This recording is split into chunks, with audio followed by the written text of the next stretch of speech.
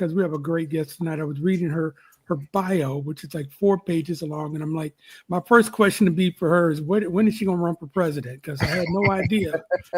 You talk about a singer, you talk about slashes, you got singer, actress, dancer, entrepreneur, DJ, just all kinds of different. I mean, she's connected with everybody from Oprah Winfrey to Maya Angelou to Alvin Ailey Dance Team to now us. Hey, ladies and gentlemen, I would like to bring onto the show Miss ALYSON Williams. Hi, ALYSON. Hi, everybody. What's good, ALYSON? How you doing, man? I'm good. I was trying to, I try to be tech savvy, and I was trying to have earbuds and all that. And listen, they said they paired, but ain't nobody. I'm just gonna do it old school. But this is what I have to thank you first of all for having me, for being patient. Tonight it was on me. When I don't know what was going on with my AOL, and we're not going to discuss some very ugly things were said to me about me and Freddie Jackson and AOL. We'll review that later as well. But all I said was, once I did get, I'm trying to apologize here. Once I did get into the studio and whatever, I realized it said scroll down and then enter studio. So once I saw me in the camera, it was like, check your mic, check your camera, and I'm sitting there. If I had just scrolled down one thumb, I'd have said enter, and then I'd have pushed that, and here I would have been. But I just thought I was just sitting there. So I apologize. It was on me. That 20 minutes of life we'll never get back. That's all right. We're gonna make up for it right now. We're gonna go back in a hurry. Well, thank you very much. Good to see you, sister. But at least I was honest about it, because I could have come on and said, I don't know what could have happened. I was trying with all my might. I went up on the roof of the hotel. I shook the antenna. I don't know why. I'm glad you're here now. That's all that matters, is that you're here. I'm here now. Yes, you are. Yes. Glad to have you. So welcome to IRTS Live. That stands for I Remember That Song Live. We do this every Tuesday around 7-ish. We'll just leave it at that, around there. And we're out here in the Bay Area. Russell Gatewood is a man who connected me and you. And we appreciate you. And like I said, you sent me your bio, and there's so much to talk about. I tried to consolidate your bio. I still got 2 more pages, so you've been doing some things for a long time. People tell me all the time, they'll call and they'll say, can you send us an abbreviated version? And it's still 2 pages, and it has not been, the abbreviated version has not been updated yet to Emmy Award winner, et cetera, et cetera, et cetera. Point is, every time my homework as an artist is to sit down and keep my bio current and so on and so forth. It's a homework assignment. I work hard. I've worked hard to do things, and I don't know how exciting they are to the world, but they're exciting to me that I've even been blessed to have the opportunity to do some of the things I've done. So I put them in, and I'm always going, I don't know how to abbreviate my life. You know what I'm saying? I don't know how to do it. Maybe if they throw me up on TMZ or on Entertainment Tonight and whatever, and they were always talking about me like a Swift or a Beyonce or something. Yeah. Maybe then, I could just put it in 1 page and y'all can get the rest from somewhere else. But I'm proud to have 4 pages to talk about. Right on. And I give the 4 pages, and I say, listen, y'all cut and paste how you feel, and that it'll fit in your program book, and we'll go from there. I won't be offended at all, but I feel that I don't want y'all to wait till I'm stretched out in front of you in a pretty box to read all 4 pages. Right on. Right. Well, let me do this. Let me give you like a paragraph out of that, just to get everybody started with us. Okay. So I'm gonna put up this because I paid for this. I'm gonna put that sign up. Tonight we welcome Emmy Award. It's very nice. I sent that out. I sent it to a friend and colleague, and they were like, "Oh, I like the picture. I like that flyer." So you did a very high-end, classy flyer. Thank you. Well, thank you very much. So tonight we welcome Emmy Award-winning jazz and R&B singer ALYSON Williams.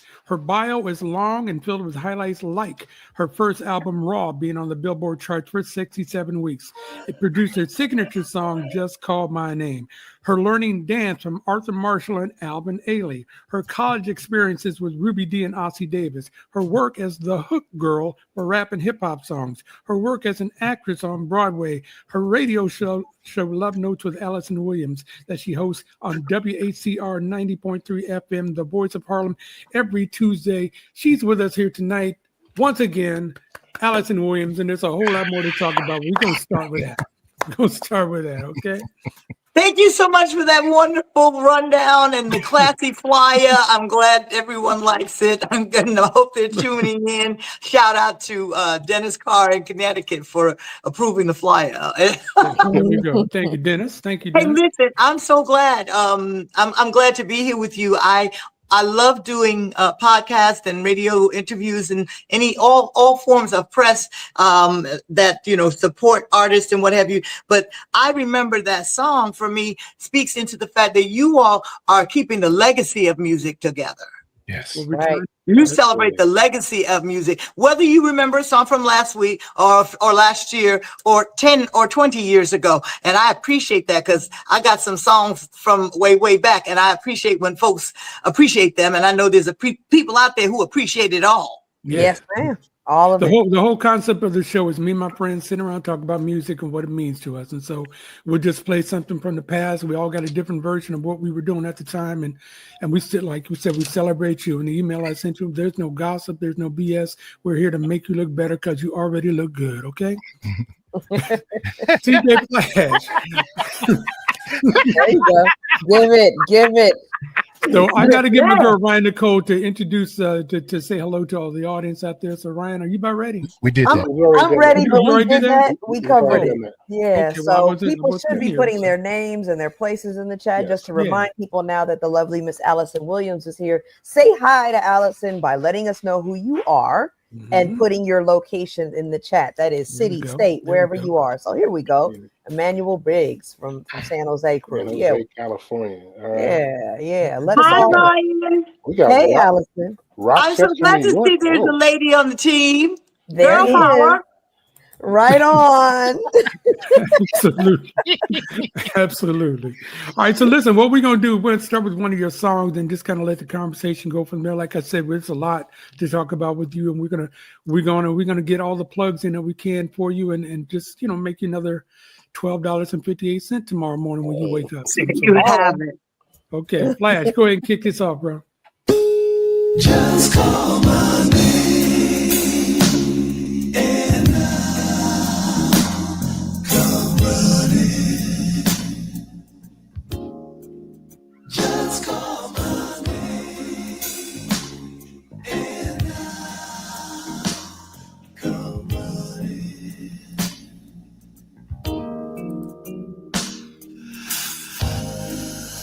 Never had a love that you could call on when you were in trouble.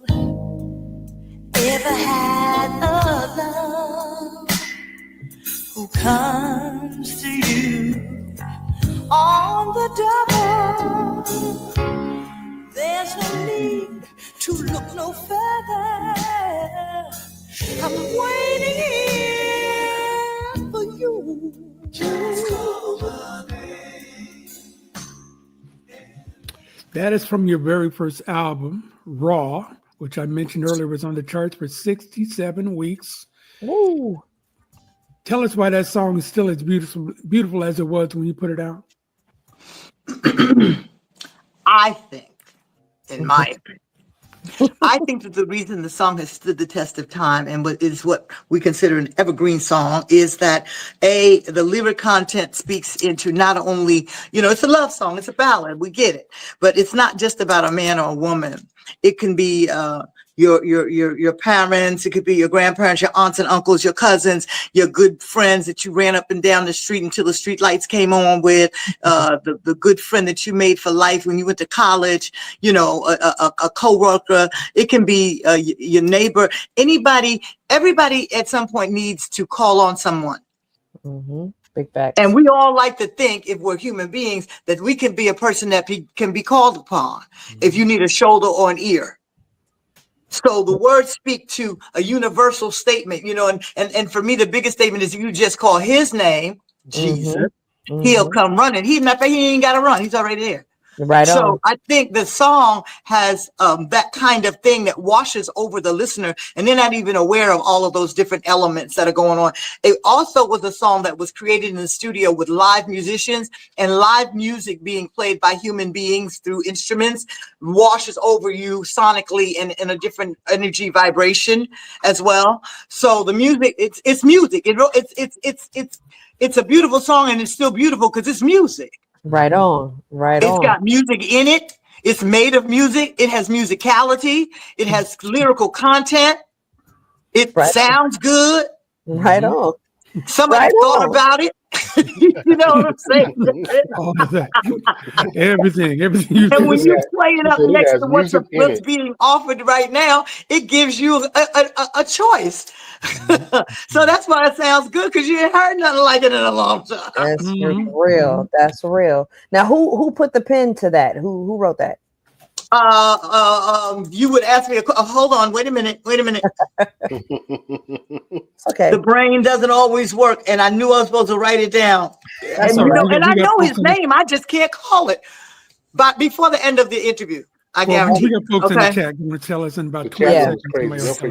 Damn shame. It's just this is what happened when a record is over 35 years old. I can't always remember the writer's name. Allison, I got a 2-year-old up there. I don't know her name half the time. It's all right. Who was good friend of the show's Philip Ingram. Okay. Oh, okay. Philip Ingram. Switch. Welcome to my club. Philip Ingram and Denzel Miller. Philip Ingram. Denzel Miller. Woo! Jesus. Right on. The background vocals, but it wasn't just him by himself. Ken Curry, and then so we had this wonderful singer, Find 100 Ways.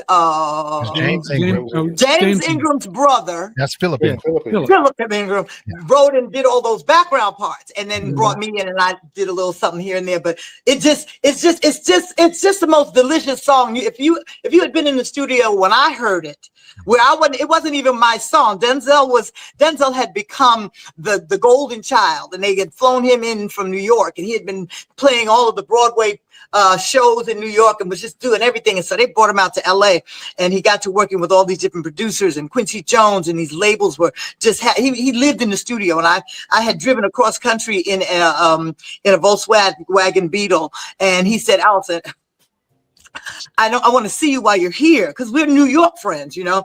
Why don't you just come by the studio? Because my schedule is so crazy. And that's the song they happened to be working on that day. Oh, wow. It was scheduled to go on a tape that was going to go onto an A&R person desk, and it could have been anybody's song. And I heard that song, and I knew immediately, as I sat in the green room playing Space Invaders and Pong.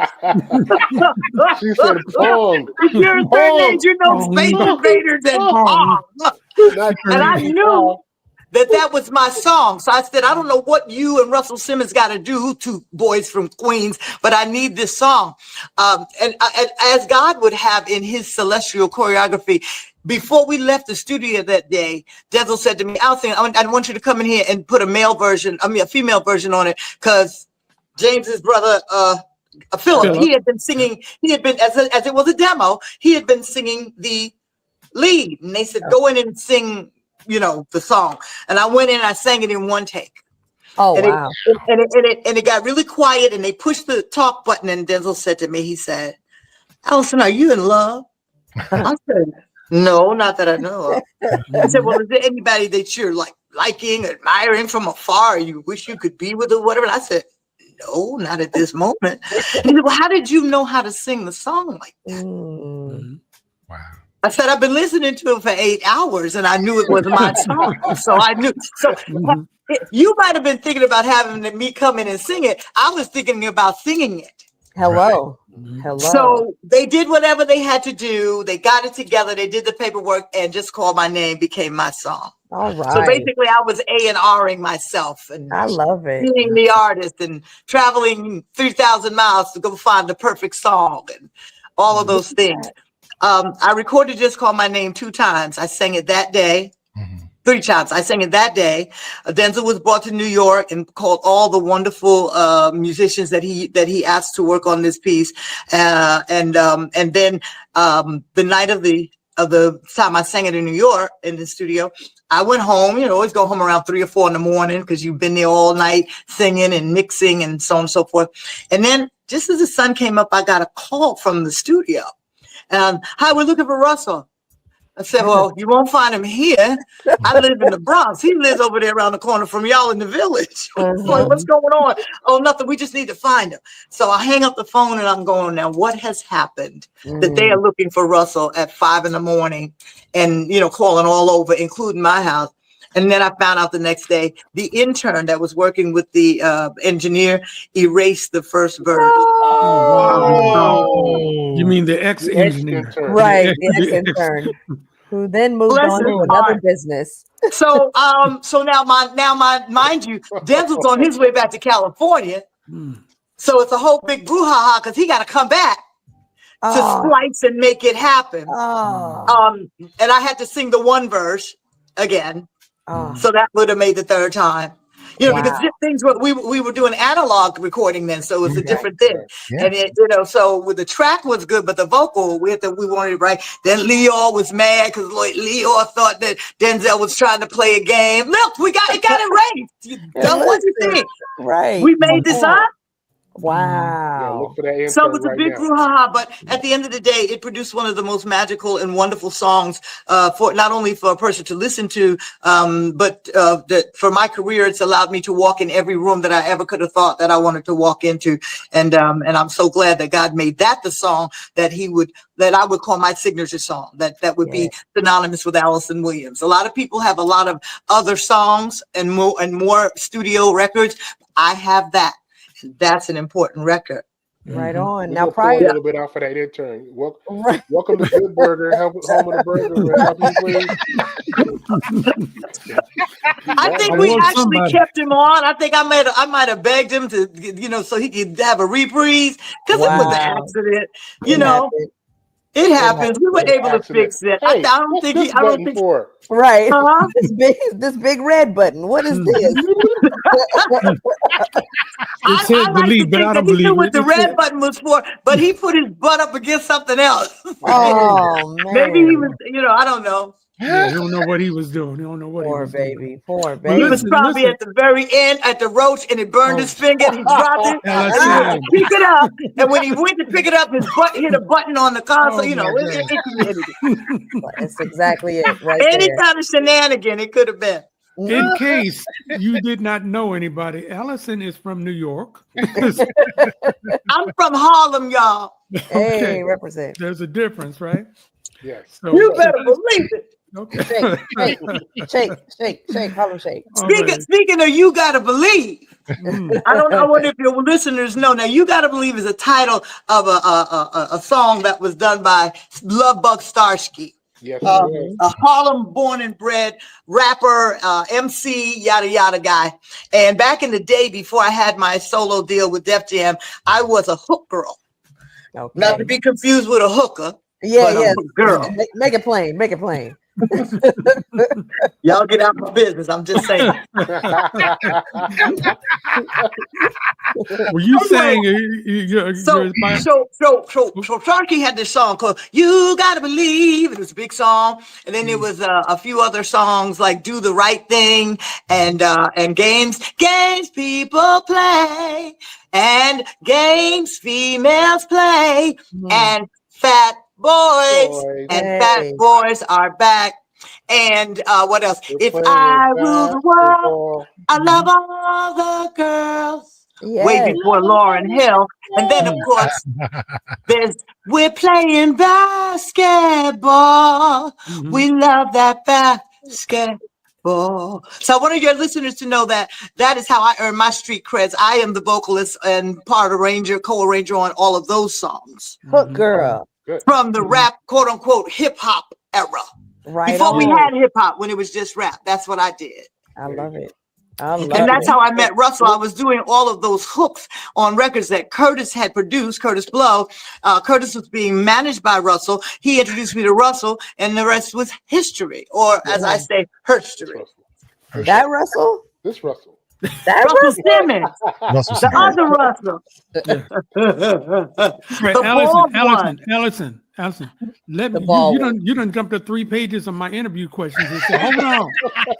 Let me explain something to you. If you don't want me to jump ahead, tell me to just hold up. Hold up. Because if not, I just start telling my story. And I'll just hold up now. I'm just going to do like this. I am here for it all. Me too. Yes. All right, I'm not going to say nothing. I'm not going to say nothing. Just roll. No. So, Allison, let me ask you a question about the hooks. So as the arranger of the hooks, are you get writer's credits on some of those hip hop records? I wasn't quite that smart back then. Nope. I got paid as a side man, and of course my credits appear on all the record labels and in all the digital just descriptions and stuff like that. But I do not get what do you call? But I do get performance credit as a voice on the record. That's what's and up. So what advice would you give current hook girls? Current hook girls already know. They real hookers. They already know that it's possible that when you do any kind of just look at them. What I'm saying, when you know now going into the studio that you get paid, for all of the things you bring to the table. I was happy to be in the studio. I had a partner. Her name was Audrey Wheeler. She is now Audrey Wheeler Downing, wife of Mr. Will Downing. And we had a little company called AW Square, Allison Williams, Audrey Wheeler, and we were doing all of those hooks and working all of that rap, because the rap world didn't understand that the young ladies that were being brought in by the rappers, the round the way girl, who they had promised they were going to make a star, who could not sing their way out of a open paper bag on both ends. The thing is, you don't go into the studio, order a whole bunch of Chinese food, smoke a joint, and then go to sing. That's not what you're there for. And when they realized that Audrey and I could come in, look at the music or look at the lyrics, listen to the track, and be out of here in an hour and 15 minutes, they were like, oh, you mean, well, then we're going to call you all the time. So that's how we got, siphoned out to so many places. But at that time, we got paid through union payment. So we were paid for every track that we sang on. So if we sang, they're playing basketball, and we sang that 17 times, got paid. Then we doubled it. We put a harmony on it and said, they're playing basketball. We got paid for that 17 times. Whatever the rate was. So we weren't smart enough to get the rate. I know that's right. But sometimes the arrangement came with, for instance, they wrote Fat Boys, and they can never be whacked. The Fat Boys, they wrote that, but they didn't write the part that went, do you like the Fat Boys? They didn't write that part. Because they were from the rap world. We were R&B and for me, jazz singers. So we knew how to put those little accents in there, what have you, like that. So, That's what's up. I'd have been in there singing all the harmonies. But thank God we did, like I said, I do get anytime the record is played, because I am the voice on there is what they call a performance royalty. I didn't write Just Call My Name either, or arrange it, but I do get, when it's played, I do get a royalty. It's not always that much. I wish people would play it more. I have a radio show and I play it on my show all the time. I know that's right. I can make the check a little bigger. Yeah. You mentioned Audrey. We've had her on the show, and her husband Will is a big friend of the show and everything like that. So we've had a lot of your friends back. Melba Moore's been on the show. That's not my friends. They're my family. That's right. Love that. Those people are not my friends. Those people are not my friends. Uh-oh. For a second there. All right. Love that. I'm exhausted. Take a sip, baby. I told you, you have to be this tall to ride this ride. I know that's right. I like your hat. Thank you so much. That is fabulous. Thank you so much. Now tell them yeah. all, especially It's him. for hook. Tell him. It's for hook girls. Yeah, it's for hook girls. We like it. Hey, listen, my daddy and mama told me never stick a head on your head if you don't cock it just a little ace deuce. You might want There you to go. just a tiny bit. Ace deuce. Go on and put it ace deuce, bro. Other way. There you go. Hello, thank you. Not Ace Ventura, Ace deuce. Oh, that was a good one. I gotta write that down. It's a subtle. When complimenting someone on a hat, Yes. call it Ace Ventura. Got it. Oh. Yes. Allison, you see how my subtle. family treats me? It's a very subtle twist. That's how you can tell their family. Oh, is that what it is? I've been Yeah, trying to. You know it every time. Yeah. All right, You can't tilt it up, bro. CJ. You look like Yes. Shaq from the Bowery Boys. I interrupt this whatever's going on to ask you to play another song. All right, let's talk about let's play what she was talking about. Okay, let's go. Oh my God. See, I had a whole set ready for you. Fat boys are back, and you know they can never be whacked. The fat boys are back. Do you like the fat boys? Now.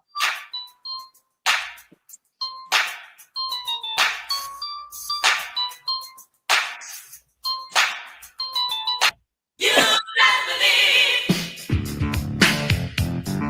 You gotta believe. Bad boys. Bad boys.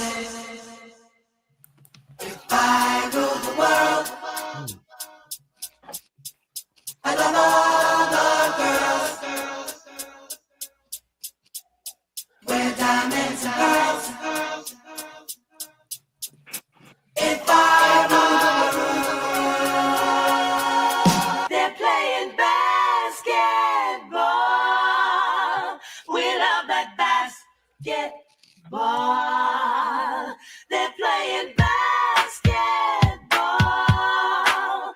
We love that basketball.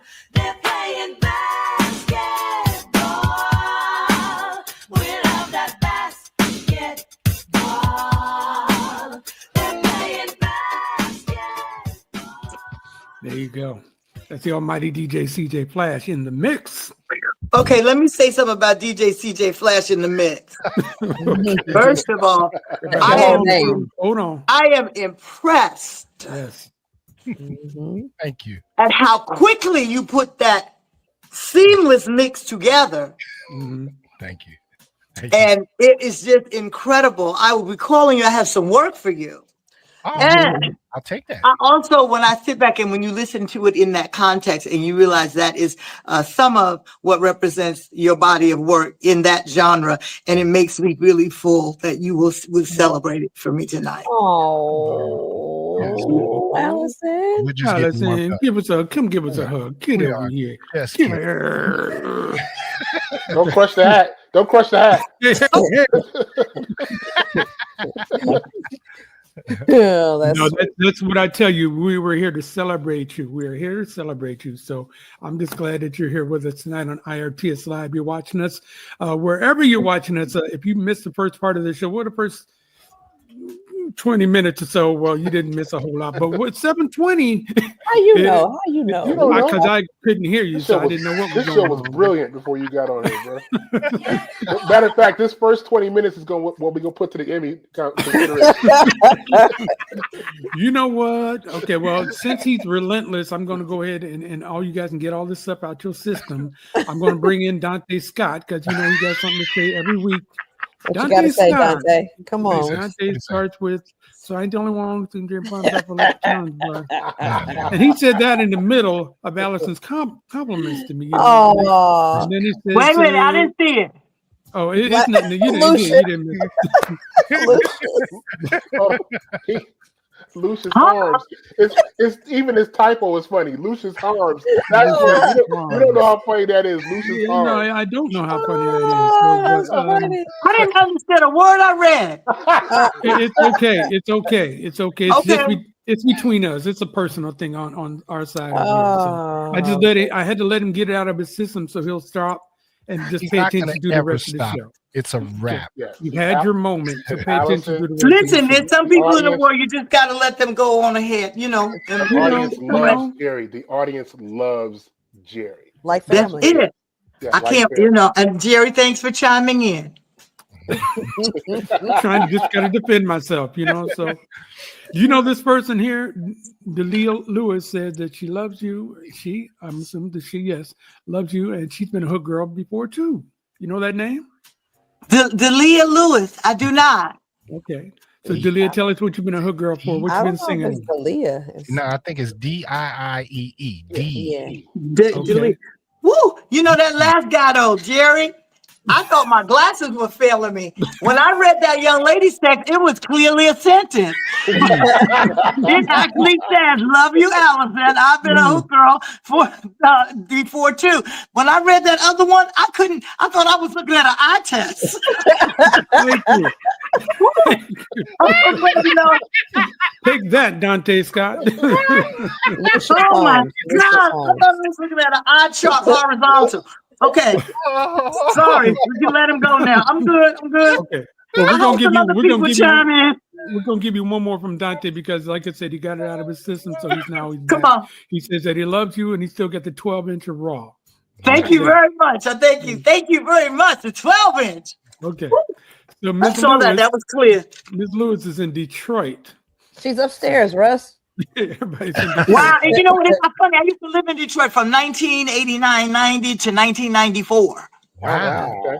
Yeah, I lived in Detroit. So Yeah. cold. I was one of the people that kind of blazed the trail for what we used to call the gospel play. Now we call it urban theater.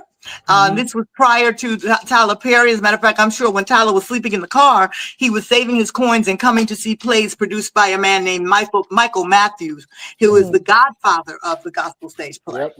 And he's from. Say that again. Your arms too short to box with God. He do that one? No.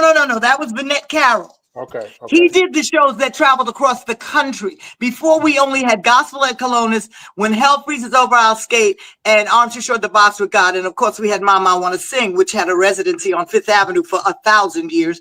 Did a small stint on Broadway, but ended up back on Fifth Avenue because that was where it needed to be. It was good on Broadway, but it was great on Fifth Avenue. At any rate, Mike Matthews had the shows that, would trail all across the country. Shows like Mama Don't, Mama I'm Sorry, all the Mama plays. I Need a Man. Mama, I Need a Man. I Need a Man. He just had that. And there were people like Carl Payne and Nephew Tommy and David Peaston and Cheryl Pepsi Riley, the Clark sisters, Rance Allen, just a gamut from people from television and the record industry and stuff would come together, different genres, and put these really, really wonderful plays together. Even before you started seeing the plays, say with a Boris, not Boris Cole, what's the other one? Boris Kojo, not the what's the one who was in SWAT? They look alike. He's from the Bay Area too. Yeah, Shamar Moore. Shamar Moore. You would start seeing Shamar Moore in shows, and then of course Gerald Levert had a show, and the productions got bigger. You had David Talbot and a lot of other producers that came on, Jacarius Johnson, and then of course Tyler found a niche that he imploded it, and I'm so proud of him and happy for him. But it was us who led the blood, held up the bloodstained banner and made those plays work and set a standard to go up. And I moved to Detroit because Mike Matthews was making me the star of all of his shows, and I wanted to be close. He's from Lansing, and I wanted to be closer to him because I knew my job was to be in rehearsal with him, and that went on for years. Wow. And I would go back into the studio and record an album and still go back on the road with these plays. Wow. And from like 90, like I said, 1990 till about 94, I took a little hiatus and did some other things, but the plays were keeping me, relative and out there. I love it. You got a lot of your acting chops. You said when you went to the INCA, the Institute of New Cinema Artists, which was headed by Ruby Dee and Ossie Davis and Cliff Frazier. Tell us about that. Okay, well, that came before, when I was in college, I went to Marymount Manhattan on a full scholarship in dance and a minor in communications for broadcasting. And none of it happened there. There was one African-American dance instructor, and she decided she was going back on the road with Alvin Ailey, and she left me there with a plethora of white people who tried to tell me that my body was not, I would never dance in a company. I could never dance for the Met. I could never dance for the New York City Ballet. I may do Broadway and musical comedy. And I'm looking at them with my head turned because Arthur Mitchell had already told me I could dance any bird I wanted. Hello. The swan, the firebird, the whatever. He said I was fine. I was perfect. Yeah. And had been well trained. So, you know, I didn't have the best thing there. I was already working. I was already in the studio doing certain things and certainly working. I had a group called I was in a group called New Roads. And it was myself, a singer named Fran J, and a singer that we all know and love, Lisa Fisher. And we were in a group together. And so we were working the Chitlin circuit in Harlem and all around. And I couldn't get in anything at the school at Marymount. So I left there, I went to City College, stayed there a year. And then the person in charge of my particular department, the Aaron Davis Hall, the Aaron Davis program for arts or whatever it was called, said, you need to go do what you do because you do really, really well. And then I look at some of your papers and they're not in and you're not.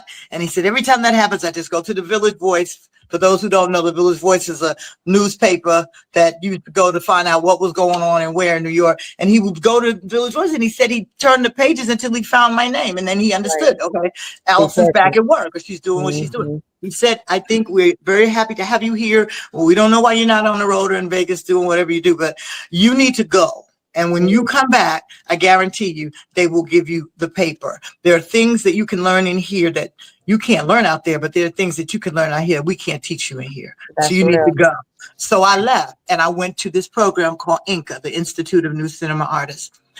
Then we had programs that were federally funded, like I said, headed up by Ozzie Davis, Ruby Dee, and of course, Mr. Cliff Frazier. And it was a program that taught you soup to nuts, A to Z, how to produce a show and what this industry was about.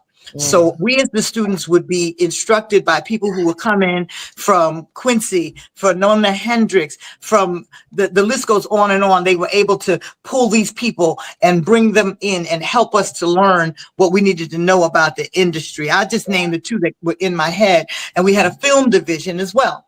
Now, the division I was in, we had to, our homework was, after we learned everything from all the greats, we had to learn within our disciplines how to put on a concert.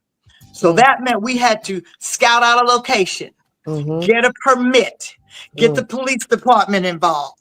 So we'd have security. We had to make a flyer. We had to design a graphic for the flyer. We had to name the event that we had to do. We had to print up tickets and figure out how to distribute them and sell them, or just get them out there. We had to make a jingle. We had to take the jingle to radio and buy airtime to advertise our concert. We had to then make the concert happen and then figure out who's going to be the winner and where we get sponsorship for the prize. We had to do all of that. Wow, that's excellent. As they guided us through. And so that meant that as a singer, I got to sing the song that was the jingle. As an engineer, there's some young kid that got to, record the jingle and engineer it and mix it and so on and so forth. Somebody had to draw and figure out we were going to call it the Big Apple something. I can't remember what it was, but I know that the winners were Full Force. Oh, they were new and up and coming. And it was, like I said, it was a big talent competition, Big Apple talent competition. I can't remember the name of it, but we held it at Grant's Tomb. We were able to procure Grant's Tomb. We got everything we needed, the advertising and stuff like that, and Full Force were the winners. So that's what INCA was about. And of course, they had the film division and they filmed the whole thing and had to learn the proper way to do that. That was their job. So when you come to a training program like that, you leave, we left with internships at that time, funded. We got a little stipend. I went to the Commodores. I was a receptionist. Vincent Davis went to Arista. Another friend of ours went to Def Jam, where I ended up being signed eventually. Different people went to different recording studios around New York, in the New York area, and worked under great people who had been recording for, years. And this is what we did every day. So it was an incredible experience. And it still allowed me to, like I said, go into different areas where I could get my acting thing together, or, it was just a wonderful time. It was a wonderful time. We need a project like that nowadays. Right. And they cut the program and the funding and whatever. We were the last class to go through. Wow. We were the last class to go through. Wow. But I'm glad for that. And there's no day that I've looked back, and that was my last year of college, that I say, well, I do say, if I knew a year, as an adult, now that I know how fast that a year is, 15 minutes best. If I had known that a year would go by so fast, maybe I would have stayed and finished there at City College. But I went on to Inca, and I never looked back. It was my entree into the record and recording world and music in a real-time basis. It's wonderful to have a degree. It's another thing when you're standing next to the person who manages and discovered the Commodores, and you're in the wings watching the Commodores, and that's your job. Right. You know what I'm saying? When you have all that. And I was, like I said, I was still in the studio doing all these songs, being a backing vocal, being a lead vocal on certain projects that needed a lead, but weren't necessarily Allyson Williams. They were called something like Coffee Cup or whatever, but they were in the charts, And I was a working artist, I'm saying? That's how I made a living, and I made a good living. Then, like I said, the plays came along. I traveled with them, got my record deal. All of that stuff just kind of came together and led to now. And when you worked at Commodores, was Lionel still with them, or is this after Lionel? I was there while Lionel was still with them, and I was there for Lionel's departure. He was Lionel. Okay. He was Lionel then. Lionel. He was Lionel. I was there. I remember their manager, Benny, he would say, I want to show you something. And when I would be on a song that made the charts, I would highlight it, and I would take it to Kinko's and have it blown up and laminated. Right on. Because to me, that was big stuff. I was singing back up for Bobby Brown and Melba Moore and all of these different songs that were hits, and I would bring them to show him, and he would take them. And I remember when Lionel was getting to leave, he was trying to prepare the fellas for his departure and showing them that the new trend was that proven artists like Commodores and others, they were taking new artists under wing and producing now. Right. It wasn't just enough for you to have your own record. These other artists were reaching back and producing. So he wanted to kind of start planting that seed, because he knew Lionel was leaving. And he was like, I got to show you these charts. That girl out there answering the phone, her music is in charts like this. This is what she's doing. She's working for all of these different artists and European artists, and traveling with rock bands and stuff. You need to start diversifying. Yes. And and he had a meeting with them one day, and he introduced me to it. Well, I already knew that, but just to show them the work. And what was possible, what I'm saying? When you live in a bubble and you're already a pop act, and you've been doing the same thing for over 10, 15 years, you don't realize what's going on. Right. So he was doing that. And then he had a meeting where he had the people from Billboard come, and he had Lionel come. And because he knew Lionel was leaving, I guess they had other business, but he had the photographer come and take a picture of me and Lionel in Benny's office in front of one of the big gold or platinum records. And he wanted that piece to run as promotion and a way to, I guess, maybe lighten the blow of Lionel's leaving. I can see you know what I'm saying? And then showing that he is going to be doing it. So it was a very interesting time to be in Commodore country. So did you know he was leaving before the Commodores knew he lived? That I don't know. I don't know if I knew before. I might have. I worked in their manager's office. So, he knew before either knew. I bet you he was the first to know when Lionel was going to leave. And I probably was the first to hear it while I was walking through bringing coffee. So I'm just saying. Did the group handle it well? I don't remember any fallout. I think they all were fine. Okay. I think they all seem to be fine because at that time they were riding the crest of, you know, a really good time, and they were able to bounce back with a new lead singer and new good music that went right into the pop charts. They were still the Commodores. What was the first hit? It was Night Shift. Yeah, I think it was Night Shift. Yeah, that was the first single after Mm-hmm. first hit. After Live. After I left. All right, you're watching IRTS Live. It's Tuesday. It must be time for us. Our guest is the lovely and talented and very energetic Alyson Williams. You got the whole crew with us except for D Minor. He's working tonight. So the almighty DJ Splash is right there. Ryan Nicole is right there. Big Russ is right there. I'm Jerry. Keep that music on, Flash. Let's go. Can we go back just a little bit? Just a little bit. Do what you do. Sure.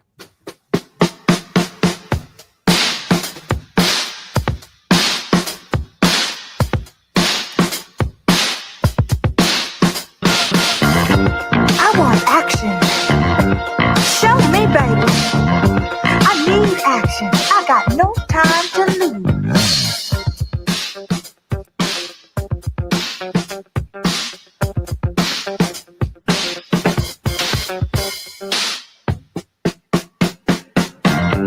Save your breath.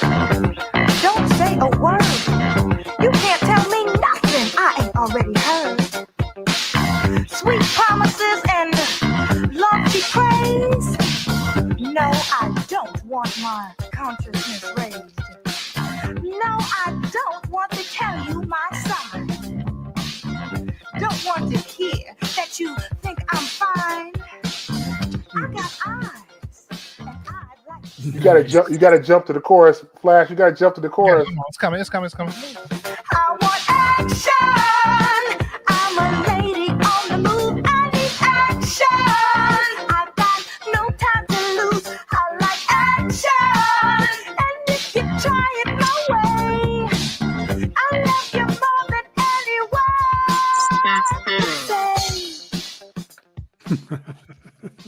I was so mad at Madam X when they came up with that song. I said, "That's all. This action. What y'all doing?" Well, With Madam X, I don't get it. Madam X came out with a song later in the '80s, and their whole thing was basically that intro. just that type of girl. Okay, so let me let you know how you shouldn't be mad. Before that beat was Sucker MCs. No, but the cadence of the okay. Because that was Sucker MCs and that was Nicety by Michelet. Yeah. Right. Yeah. But I remember Russell be standing around with his hands in pockets. We're gonna go boom, tat, tat, tat, tat. That was like all of my songs were rap songs almost before they were R&B songs because I was on a rap label and it all just sounded like I'd be sitting there going, "Are you serious?" And then we'd found people to, to soften the blow and get it straight. That was the Orange Crush Band. With me on the vocal, Russell threw a vocoder in the song going, "Baby, I'm sorry," all of that, doing the little thing. Was that Larry the Orange Smith? Crush Band was the band that backed up Curtis Blow on tour. Curtis Blow was so big as a rapper, a king of rap at that time. That's how I met Russell, because I did action.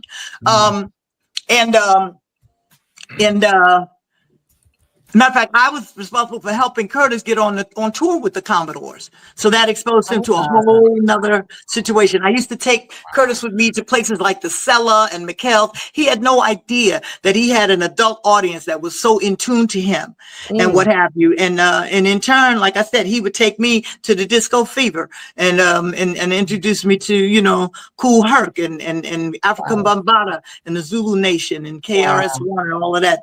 That's what, when I wasn't at Dance State of Harlem in the day, in the evening I'd be at the Fever on the weekends. So it's like it kind of makes you the Forrest Gump of what you do.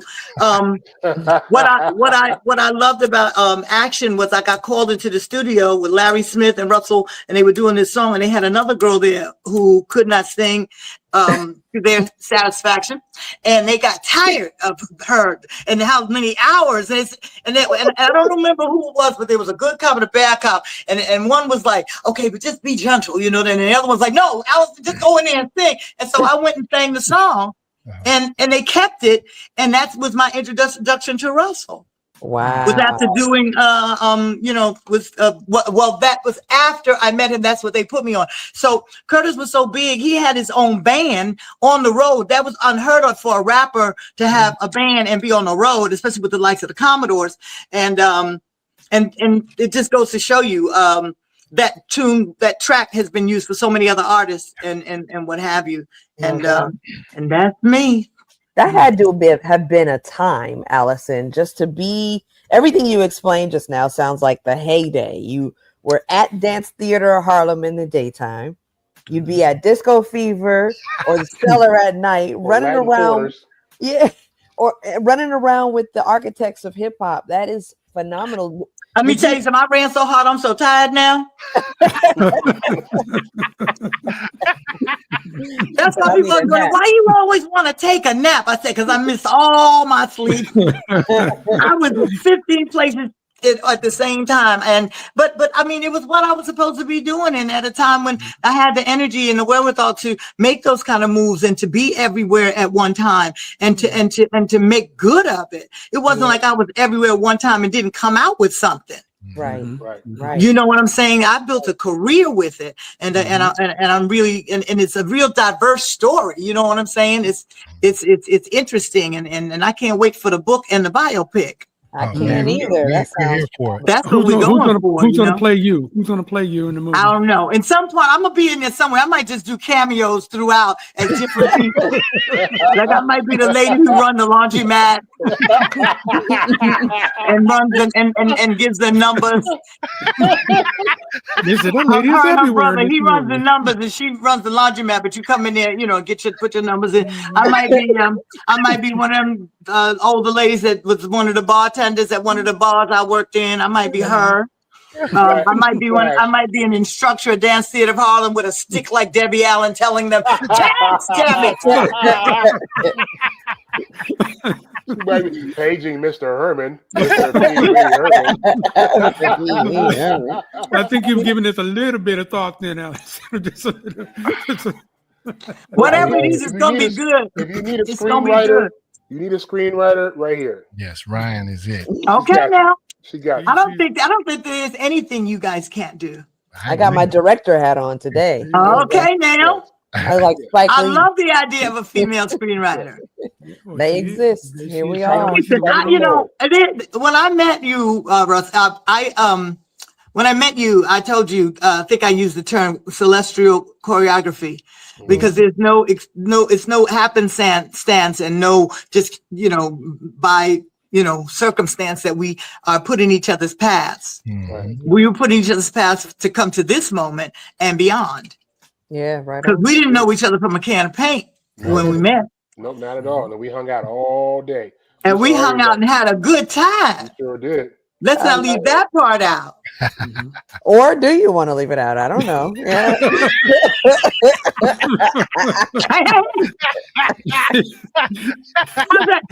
that hat doing? How's the hat? How we doing with your lips, sir? How we doing with your lips before we tell you? We're good. We promised we weren't going to talk about it anymore. Yeah, that was between me and you, girl. Well, let me help you here, Russ. Now, listen, Allison, I got to talk about your fashion because I can see that you're all about the fashion and the pictures that I found of you in the bio. First thing I want to do is go back to the Raw album cover because Ron Ledford said he loved this. Look at that. That's cold. That's cold right there. Star. Look at that. And then there's some other things that you were doing. You love them hats.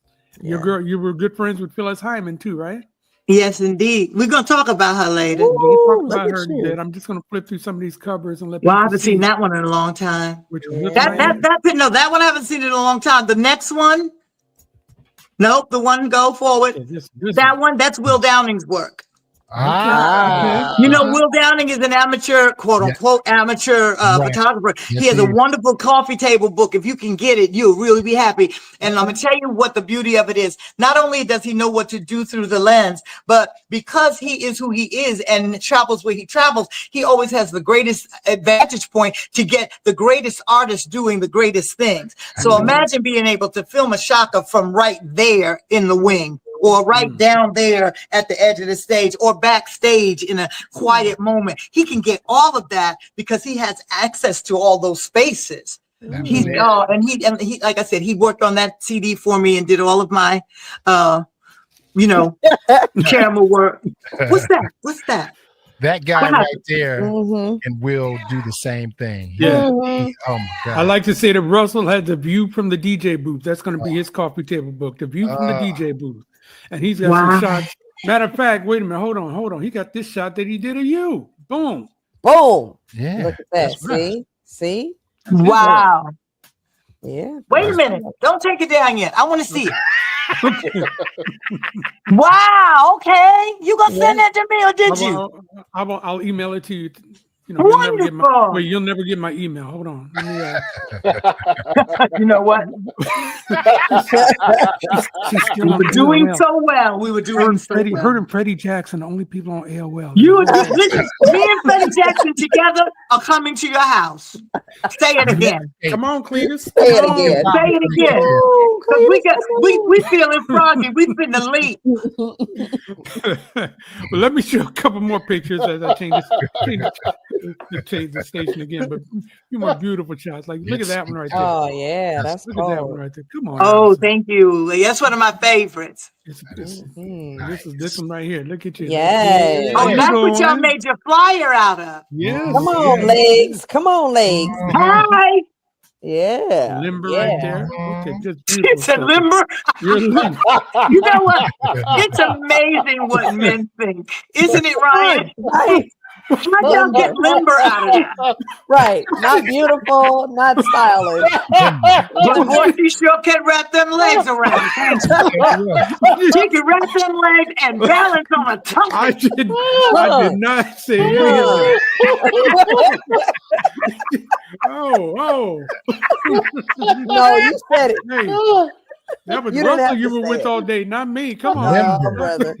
Come on, brother. Look, don't throw me on the train. With As I mature and at my current age, I learned so much about men that just makes me. It makes me have pause. That's how I'm like, are you serious? It's that? Of all the descriptors. It's got to be more than that.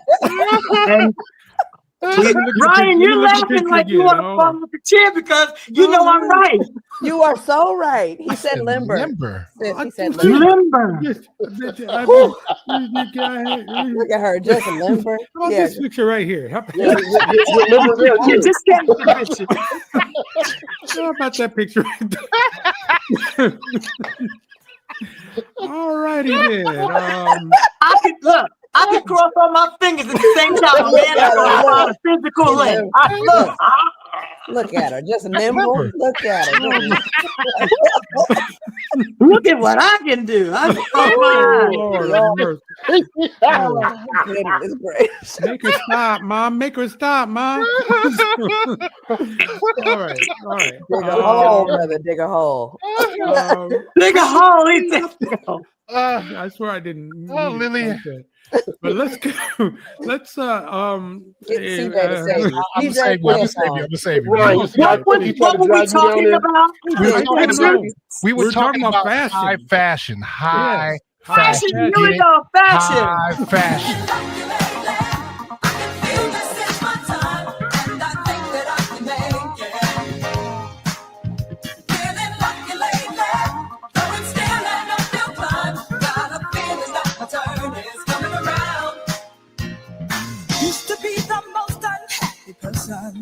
I didn't have much confidence, it didn't make much sense. Had so many lofty aspirations, but when you have no self-esteem, how can you ever feel your dreams? Until now, got a different state of mind, believing in myself.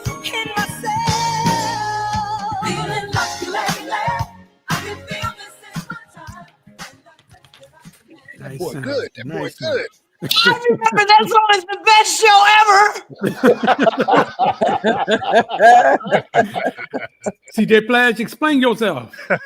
Well, I mean, you guys were on the whole get down of high fashion, and I already had it in my head. This is where we're going. It was a no-brainer. So this is what I'm going to do. I'm going to go back to before the debacle. When you were asking about me being fashion and all that stuff and those images, especially back in the Def Jam days, you know, Russell had decided that he did not want me to be he didn't want me to be, he wanted me to remain youthful, even though when he discovered me, I was a mature artist and I come from a jazz background, and he knew what that was, but he needed me to be able to be put out into the mainstream, and he needed me to be, I'm not a hip hop artist, but I needed to feel. I needed to have the feel of the streets. So we wanted it classy, but we wanted it funky. So he knew he couldn't put door knockers on my ears, but he could find something that was of the size and scale, but art. I knew that when I looked at pictures in my parents' albums, they had photo albums then, and you would look at when they would go out to the Cotton Club and they would go out to wherever they went, and you noticed that the men were always dapper and the women were always beautiful. They had matching shoes and little pocketbooks and gloves and hats, and men had overcoats, and you know, and they were going out to hang. That's how they did it. Yeah. And I said, if I can combine a way to be that, then I can maybe you know, bridge the gap between what's funky fresh in the street and dope in the street, and what's still a throwback, and pay homage to who we are as a Black people, and how we always took time and were conscious of how we represented ourselves, even if we didn't have a lot of money. You could be a porter or cleaning houses, but when you stepped out in the street, it was a standard. It was a standard. So I went with hats, and I went with also trying to bridge the gap with our culture. So a lot of the stuff I did had an Afrocentric on taking. I was influenced by Phyllis with the hats. My mother had been a hat model. I knew I looked good in hats, and then we took it from there. Like I said, with the accessorizing, I can remember on that first album cover, that was just a simple pencil skirt with a matching under sweater and a cardigan, but the way it was put together with a belt and those gloves, I can't remember the name of the stylist. He couldn't find leopard gloves, so he went and bought some neutral tan gloves and hand painted those spots on those gloves. I still have those gloves. Yes, he hand painted those. That's how talented my crew of creatives was around me, and how much care they took in putting me together. They did that. Wow. They did that. And that iconic image, you know, that album cover of that thing that represented glamour and all of that in the middle of a ghetto, you know, or in the middle of a place that you could see, you wouldn't want to be caught at night. Right.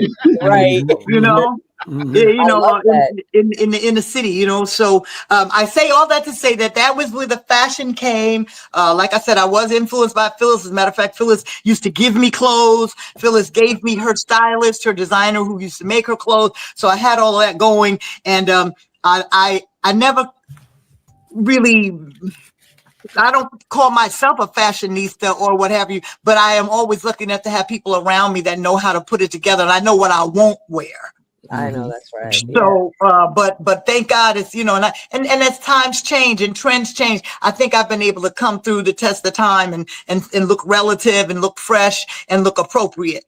So that's my fashion thing. That fashion shoot that you took some of the pictures from was from a magazine called She Exists. It hit stands in May of this year. They were transferring from a digital platform. Now She Exists went out onto the newsstands, and they did a big launch in the middle of Times Square, and they had me up on one of the big jumbotrons, and I was a big girl that day.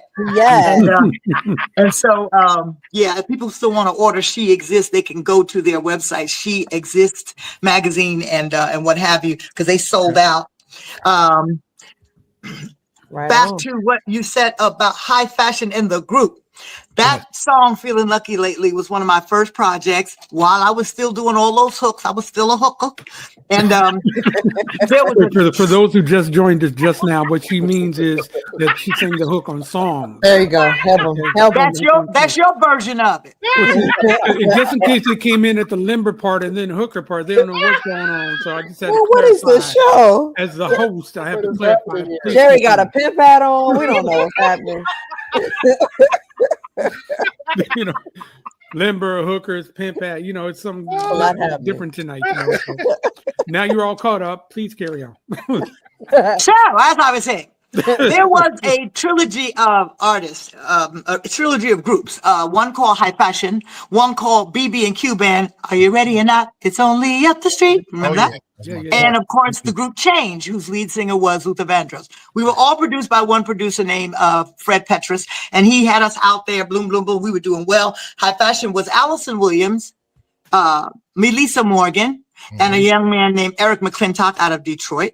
And we had a really good little run there. And all of our sister groups that had come out before us were doing well. But before we could tour extensively to Europe and across the country, things kind of disbanded. But this was the beauty of the music. Really great orchestrations by David Romani and Malo Malavasi and all of these guys that Fred Petrus was Italian, and they came over and really just you look at Change, look at all that, good saturated music, and BB Q as well. BB King is BB and Q as well. But we never got to travel to Europe, so we had a great deal of a great fan base that knew all of the music, not just our hit single "Feeling Lucky Lately," which I think you got a chance to sing the lead on. But we had people who just they never got to see us. So just this past April, a promoter, John Luis, was able to get us to come over. He had been trying for some time until the negotiations got right, and brought us to Lyon, France. And when I tell you, there was a legion of people standing online around the block of the venue, waiting to come and see these artists that they had always loved, always heard. And of course, they saw us go on to have solo careers, but never got a chance to see us perform as High Fashion. 40 years later, we got a chance to do it last April. What? They brought bags. They carried them under their arms, their albums, their pictures, their magazines that they had. And if you know anything about going to Europe and Asia and other places, they keep their things in pristine condition in these plastic wraps and everything. And they brought we were there for 2.5 hours after the concert, signing and taking pictures, So, because they came out in droves and they wanted to hear us and see us and support us. And it was the most beautiful thing. So we're hoping that in 2025, we have some more European work to do, because once it's just like here, once the promoters hear that the show was successful, it made money and it brought people out, they're going to want it as well. And our music was in all of those markets: France, Spain, Germany, Belgium, London, all of that, Japan. Yeah. So that when you talk about High Fashion, first of all, that is one of the most positive songs I've ever heard in my life. If I had a chance to cover any song in my life, I would recover my song, Feeling Lucky Lately, because it's a song that when you wake up in the morning, you listen to it, you say, all right, dang, and I can do it. I can do this. I can do this. Yeah. It really makes you feel good. I like putting feel good music into the world. Yeah. Alyson, I got to tell you, Alyson. So when I met you with Christian McBride, it was all I could do not to fan out, because Feeling Lucky Lately is probably in my top 10 songs of all time. Wow. Like that song, I remember the first time I actually played it, that it was a 12-inch with a purple label, silver writing. I'll never forget the first time I heard the song. And it's always stayed in my head. So when I met you with Christian, I was trying keep it cool. And then we actually just kicked it. It was, I had an Italian moment, if you want. I had a moment. It was just like, this is it. This is one of my all-time favorite songs. This girl right here. And then I love this. Thank you. Full circle to come here. Yeah. Yeah. Imagine what it must feel like for someone to walk up to you and say, I enjoyed your music so much so long ago. It brought me through things. It made me, it helped me get through a time. Or even the fellas, and they'll say, when I had just called my name on my mixtape, I knew I was going to get the girl. You know what I'm saying? Or people come to you and say, I was in college and I was going through so much and your song just helped me. Or somebody will just say, I grew up on your music and I remember my mother and my father used to play it. Just laid up all of those things. When you hear that coming at you, it's like, wow, I made a difference. Yes. Yes. I made a difference. I made a difference through my gift. And my gift is worthy. And I knew it had to be because it's God's gift. So yeah. And thank you. Thank you. I'm glad that Feeling Lucky Lately did that for you. And I was so elated to see all those people that came out waving albums and having a good time in Lyon to know that 40 years later, they still wanted to see us and they had never had a chance to see us. And they were like, we're going to take this opportunity. I do love that.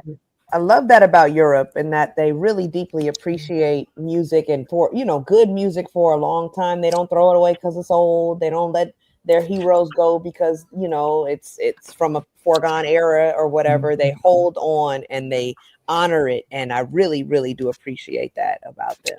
Well, let me tell you, I don't know if you might know this because you're in the industry. When CDs go over, and sometimes when they used to be cassettes, and CDs go overseas, the record label does special things, or maybe the division of that label on that end will do different things. So they get a different liner note than we do. Yeah. They get a more extensive liner note. They might get some pictures. They might get some extra information. They get a translation. I worked in Japan, and I was on tour with Hammer and somebody else, and they gave me a dresser.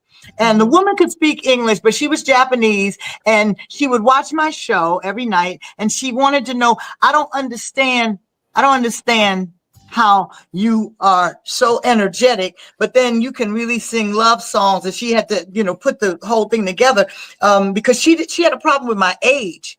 And I was like, I don't understand. I don't remember how old I was, but there was a mistake in the liner note that had me either 10 years older than my real age. So she didn't understand how I could do the splits. And she kept trying to explain it to me. And I kept trying to say, no, but I'm this age. And she'd go, no. And then dun, she'd try to tell me till one night she bought the liner note to work. She said, look, I understood what she was saying. She said, this is who you, this is how old you are. And I said, oh, no. You're right, Louis. And have my age wrong, so she didn't understand how I was doing what I was doing. I love it. Well, like I said, Allison, I was right. You were limber. See, you've been limber a long time. It ain't sexual. It's not sexual. It's just a state of it's just a fact, is what it is. There you go. We know I went to dance at Harlem and Albert Hill. What do you expect? Hey, let me show a couple more pictures here while we got a half a second. Okay, the limber ones. Want to get this one in. Oh my God, I don't have that either. Oh my God, that's Russell LL looking pensive and have a smile. Oh my God, yes indeed. And Ruben, rest his soul, Ruben Rodriguez. Wow. And me in that hat. Look at Russell with hair. I know, right? Wow. Early days of a Def Jam Records. I love that. Wow. I'll send you that one too. Send that one too. I got work for the entire I Remember That Song gang. We did some work, we got production work. And I see how you roll and how good you are at what you do, and that you're just what I need. Okay, we're here to make you look better because you already look good. Hey. I like that. I'm stealing that too, just in case. Got to show you with your Emmy. Me and my girl. Yes. Nice. Can we talk about this? Yes. We can talk about her. Well, no, wait a minute. We got to ask if we are on the list because I don't want to jump ahead again. Oh. Well, stay in my lane. Where are we? First of all, have we missed any? Did we skip any? Did you think we want to go back to, or are we caught up? I got more to talk about. I do want to say about the Emmy because now's the time to talk about it. We had Skip Martin on a while back, and he was the first one who told us about this Emmy, and I'm going to let you take it from there. You go ahead. You sent me a text saying that you had just recently had Skip, and shout out to Skip. So I met Skip when I lived in Vegas. for a little bit, and he was just the best. You know, Vegas is a very odd place. They have a little bit of a crabs in a barrel mentality in terms of how they relate to other artists in the community. Everything is okay, but there's still a lot of competition. It's not always friendly, but I digress. When we were in the middle of COVID, and I'm talking about COVID, quarantine COVID, don't go outside, don't talk to nobody, come leave your shoes and clothes outside the door, take a shower, COVID. Skip called me and he said, Allison, the world's in trouble and we need to put some music into the world that will give people hope. He said, I have this arrangement of people get ready, you know, and it's new and it's fresh. And I want to get my friends to come together and perform on this song. So I said, well, sure. But where we're going to record it? Because it's not a recording studio that I know that's open. Right. You know, and he said, well, we're going to find a way. Everybody's doing it where they can, how they can. Some people did it in the kitchen. Some people did it in the backyard. Some folks had access to studios. Some people had studios in their homes, but we all got the track. I was put in contact with one of the other participants, John P. Key, and John P. King is not far from me down in Charlotte. And he graciously put me in touch with a gentleman by the name of Javon Moore. Javon Mixed It. It's his company. And he had a studio in his home, like just a few miles away from where I lived in Winston. But the beauty of it was, you know, he had been working with John P. Key on post and pre-production things. He had a new baby, toddler.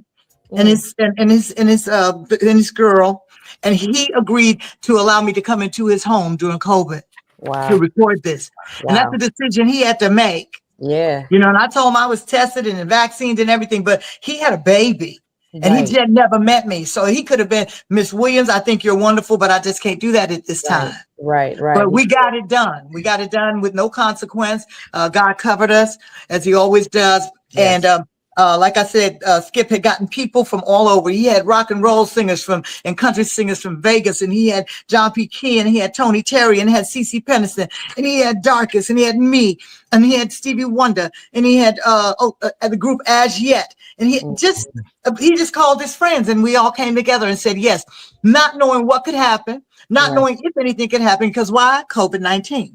Right. So Skip did all of his good due diligence. He had it mixed and mastered and got it to digital platforms as well as terrestrial radio. He got it on podcasts.